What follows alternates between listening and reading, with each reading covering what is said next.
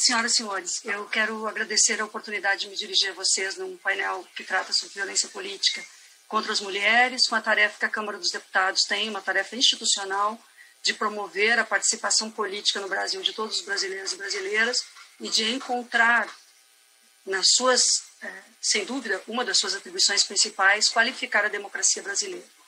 A democracia não é algo acabado. Se as ditaduras e os regimes de exceção, os regimes não constitucionais, são aqueles que se caracterizam por perceberem-se de uma forma acabada, as democracias não. As democracias precisam ser permanentemente qualificadas. A democracia que nos foi legada pós-1988, ela teve lacunas que não foram preenchidas. Uma delas, a possibilidade de ocuparmos mais espaços de forma igualitária, como mulheres, na vida política nacional, institucional.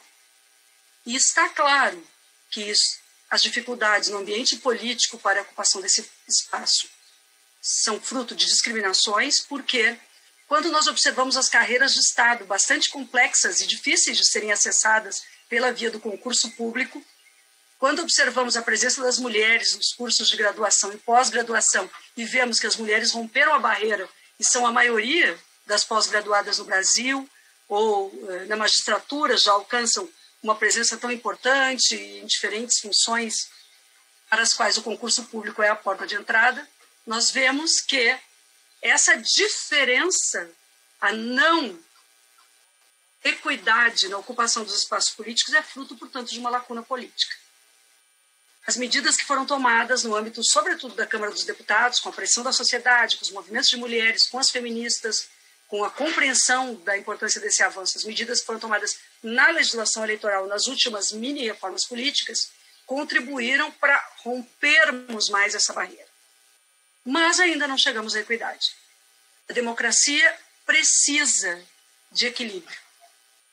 E o parlamento, que é, por natureza, um poder, este sim, não as Forças Armadas, como alguns o querem, não este ou aquele núcleo de Estado, mas o parlamento sim, que é um poder mediador, ele deve ter a preocupação de produzir esta equidade. Passa pelo parlamento. Não é secundário, no entanto, as formas com as quais nós temos sido atacados. Eu quero sublinhar que agora, preparando, responsável pela formação política do meu partido, Partido dos Trabalhadores, mas em contato com todos os partidos, com vereadoras e vereadores, não é uma ou outra, mas muitas, que são vereadoras na atual legislatura e que pensam muitas vezes antes de apresentar seus nomes para concorrerem às eleições. Ocorre que a violência que sofremos e que nos atinge na Câmara dos Deputados ou no Senado Federal, ela também repercute para as câmaras municipais.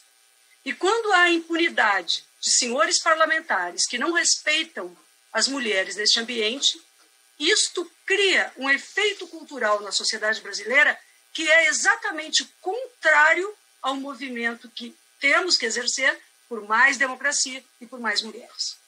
Por isso processei o atual presidente da República e me encontro com a satisfação de poder dizer que, em nome de todas as mulheres brasileiras, ele foi condenado por danos morais por atitudes que ferem a moralidade pública no seu período como parlamentar.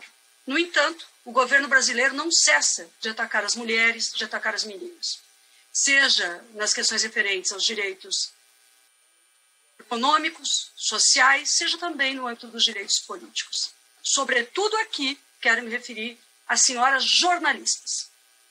A forma com que os governantes do Brasil se dirigem a jornalistas nos momentos de coletivas é absolutamente negativa para a vida pública nacional. Parece, senhoras parlamentares, que nós colocamos de nossa parte um limite para a atitude que não deve ser tomada contra nós. E agimos com correção. Muitas vezes tive a oportunidade de dizer que a minha presença em Brasília como parlamentar não é uma presença a passeio, e ainda que o fosse, ninguém tem o direito sequer de levantar a voz, de agredir, de utilizar palavras de baixo calão. Sempre que tomei atitudes contra essas figuras no âmbito do parlamento, tive a oportunidade de dizer o que fazia em nome da boa política e de todas as mulheres brasileiras.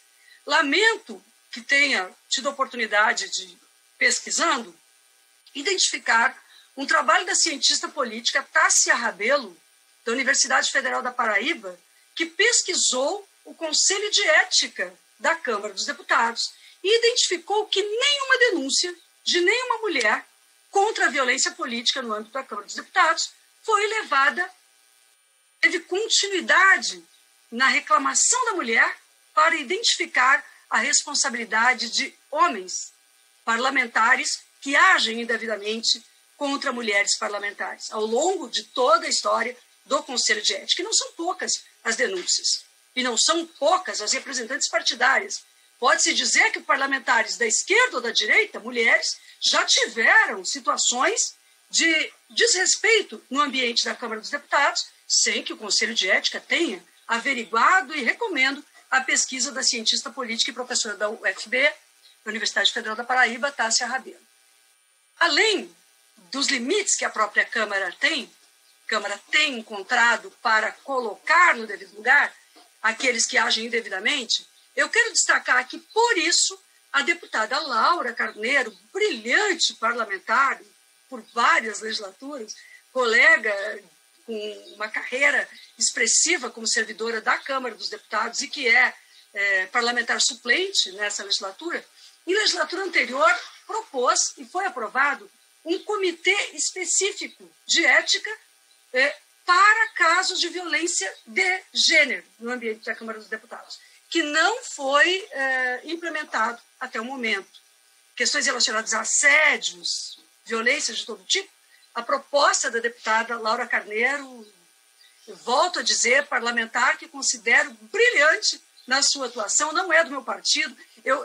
Quero cumprimentar a deputada Margarete, a deputada Érica, a deputada Ângela, porque nós, deputada Tábada, temos a possibilidade de enxergar o brilhantismo e a capacidade de colegas em todos os partidos e atuarmos com as nossas causas. Deputada Dorinha, nossa coordenadora. Mas, enfim, essa é uma lacuna na norma que a Câmara tem para contribuir no enfrentamento da violência política e que não foi implementada pelo presidente Rodrigo Maia. Tenho certeza que, puxando a atenção do presidente para o projeto de lei, para a lei hoje, para a resolução, melhor dizendo, aprovada a partir de iniciativa da Laura Carneiro, o presidente possivelmente tome essa iniciativa. Além disso, eu gostaria de referir que a nossa responsabilidade é ainda maior quando definimos um fundo partidário e mecanismos de toda ordem para que mais mulheres estejam na política, porque nós precisamos proteger os ambientes políticos de toda a violência institucional e política. Eu estou convencida que tudo que acontece no ambiente público, por isso citei o desrespeito aos jornalistas, e tudo que acontece no ambiente político, que seja negativo e aviltante à condição da mulher, reflete-se negativamente até mesmo na vida familiar. Até mesmo neste momento de pandemia, sobretudo, no ambiente interno das residências. Ora, desprover a mulher de poder dentro do poder político, criar mandatos com hierarquias diferentes por se tratar de uma mulher ou de um homem, desrespeitar a opinião, a palavra, a capacidade, a formação das mulheres, carimbá-las a partir dos seus agressores, porque saibam as senhoras que uma mulher agredida publicamente no âmbito de um parlamento, ela carrega o seu agressor nas costas por largo período.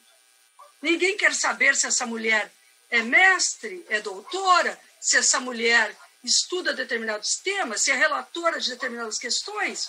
O seu mandato acaba comprometido pela imagem do agressor.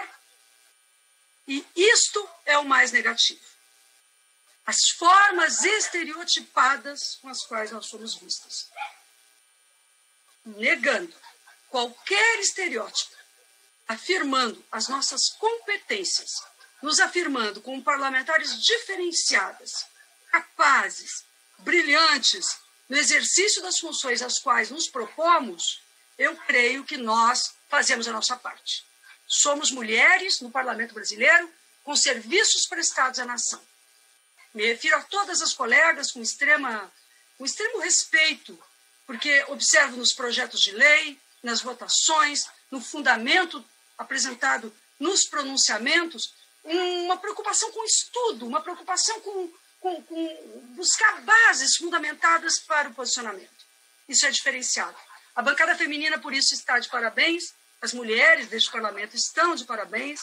Abraço a todas e espero que, estando já neste 5º mandato parlamentar, tendo desenvolvido atribuições executivas, mas também tendo passado pela Assembleia Legislativa, pela Câmara Municipal, portanto, quase há 30 anos na vida parlamentar brasileira e na ação política, quase 30 anos da minha vida, eu quero poder, em todos os momentos, dizer das leis que aprovei, dos projetos que relatei, das propostas que fui responsável por colocar adiante e, portanto, dizer não à violência política.